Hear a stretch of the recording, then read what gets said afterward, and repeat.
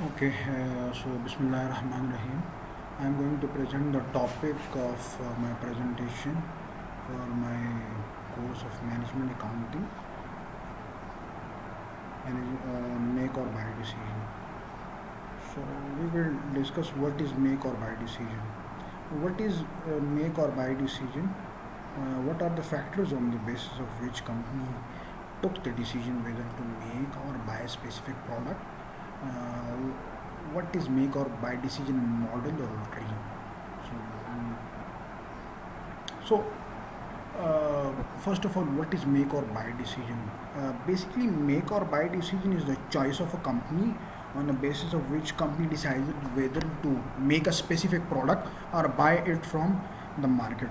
So they basically making the calculation in their mind that whether making a product is beneficial for them or outsourcing, even buying it from the outsourced market, that is good or beneficial for them. Making or buying decision effect is based on some factors that the company is capable, whether the company is capable of producing that or not. It basically depends on the part of manufacturing, whether they want to manufacture the small part or whether they want to manufacture the large part. If they want to manufacture the small parts, so they will mostly go for outsourcing or they will buy it from the outside customer, because it is not beneficial for them to producing something in a very low scale that will be more costly for them. So they would not go for buying it, they will outsource it, or they will make it, they will outsource it, or they will buy it from some other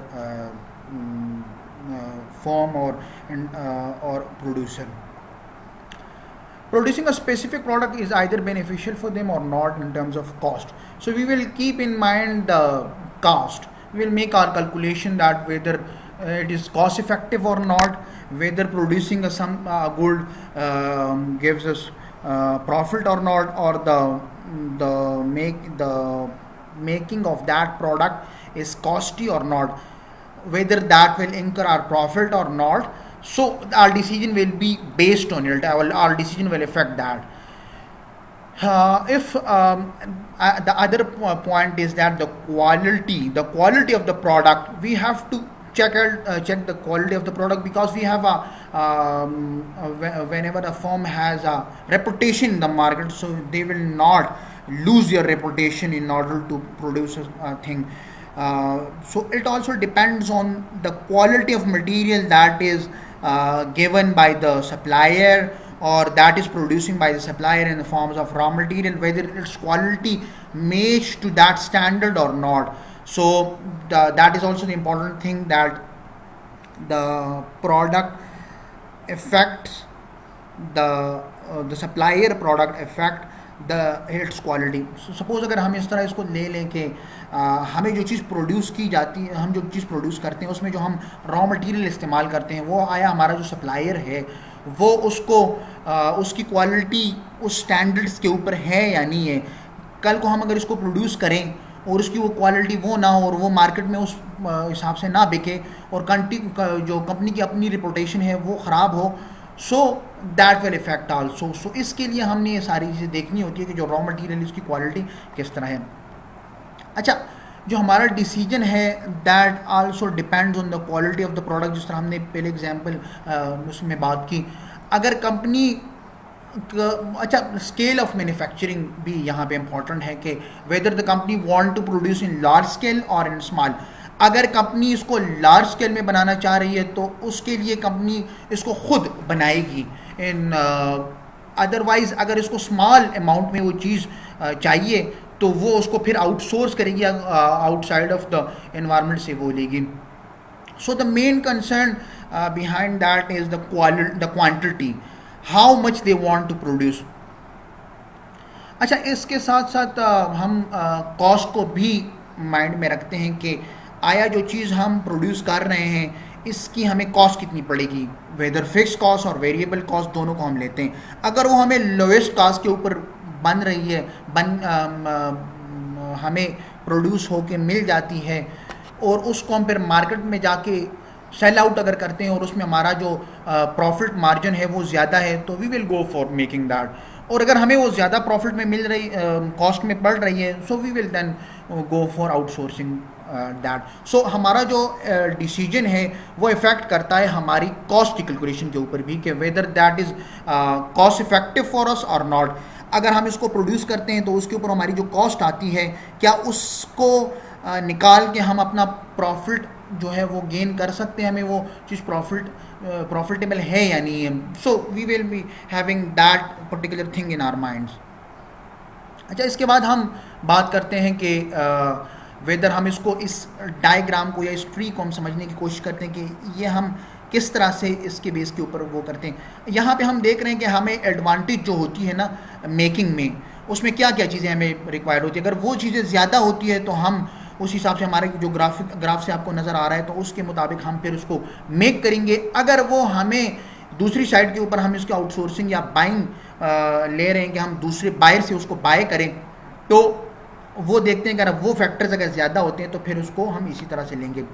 अगर हम हमारे making में हमारी cost कम पड़ रही है, हमें वो बेटर क्वालिटी में मिल रही है, जिस तरह के प्रोडक्ट यहाँ पे ग्राफ में शो हो रहा है, अगर उसकी क्वालिटी हमें बेटर क्वालिटी हम खुद प्रोड्यूस कर सकते हैं और लो कॉस्ट में हम इसको प्रोड्यूस कर सकते हैं। इसके अलावा अगर उसकी कैरेक्टरिस्टिक्स भी यूनिक हो बाकी प्रोडक्ट्स के मुकाबले में, जो सेम लेवल की जो प्रोडक्ट्स बाहर मार्केट में जो बन रही है, अगर उस हिसाब से इसकी जो क्वालिटी है वो भी बेटर हो तो, और इसके साथ साथ कैरेक्टरिस्टिक्स भी उसकी अच्छी हो और वो हमें कम टाइम में प्रोड्यूस हो, टाइम मैनेजमेंट भी हम उसमें कैलकुलेट करते हैं, तो अगर उसका ग्राफ हाई होगा तो हम इसको प्रोड्यूस करेंगे, फिर मतलब मेक करेंगे उसमें।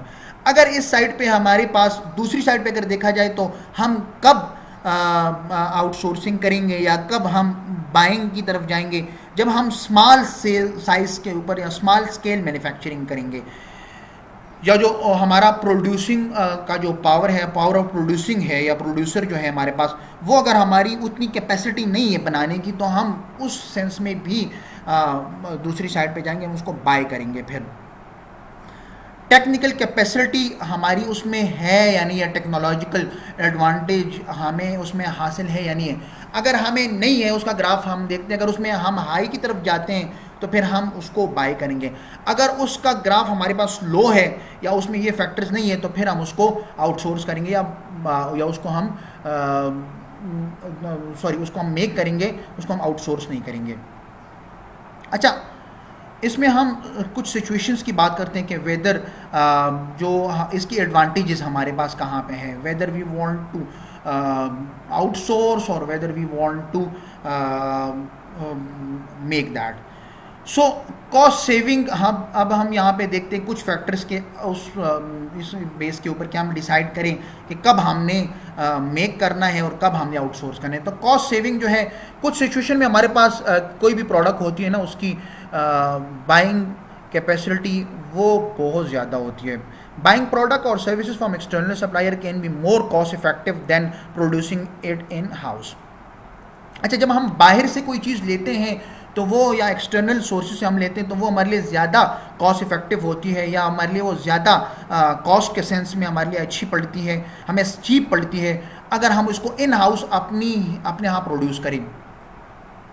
अच्छा, एक्सटर्नल सप्लायर्स जो हमारे पास हैं उसको भी हमें देखना पड़ता है कि हमारी स्पेशलाइजेशन उसमें है या इकोनॉमीज़ ऑफ स्केल हमें अचीव हो रही है नहीं। इकोनॉमीज़ ऑफ स्केल बेसिकली हम एवरी एडिशनल यूनिट अगर हम प्रोड्यूस कर रहे हैं उसमें हमें हमारी जो कॉस्ट है वो अगर कम होती है with the passage of time, तो this is called economies of scale. तो हमें वो चीज़ जितनी भी हमारी प्रोडक्शन ज़्यादा होगी, हमें वो कम कॉस्ट में मिल रही है और हम उसको अगर बाहर जाके प्रोड्यूस सेल करते हैं तो उसमें हमें प्रॉफिट मिलता है। तो हम देखते हैं कि अगर हमारी इकोनॉमीज ऑफ स्केल उसमें है तो हम फिर उसको मेक करते हैं, अगर हमारी इकोनॉमीज ऑफ स्केल नहीं है तो फिर हम उसको बाय करते हैं। इसी तरह से हम अपनी एक्सपर्टीज़ को भी देखते हैं कि हमारी एक्सपर्टीज़ उसमें है या नहीं है। अच्छा, लोअर लेबर कॉस्ट, हमें अगर हम उसको बनाते हैं तो हमें लेबर कॉस्ट कितनी पड़ती है उसमें, ठीक हो गया। इसके साथ साथ हम उसके कंपेटिटिव प्राइस को भी देखते हैं कि अगर मार्केट में इस प्रोडक्ट की प्राइस हमारे पास है ज़्यादा है और उससे कम प्राइस में हम उसको प्रोड्यूस करके दे सकते हैं तो हमें उसमें कंपेटिटिव एडवांटेज है, हम उसको कंपेटिटिव प्राइस में उसको सेल आउट कर सकते हैं।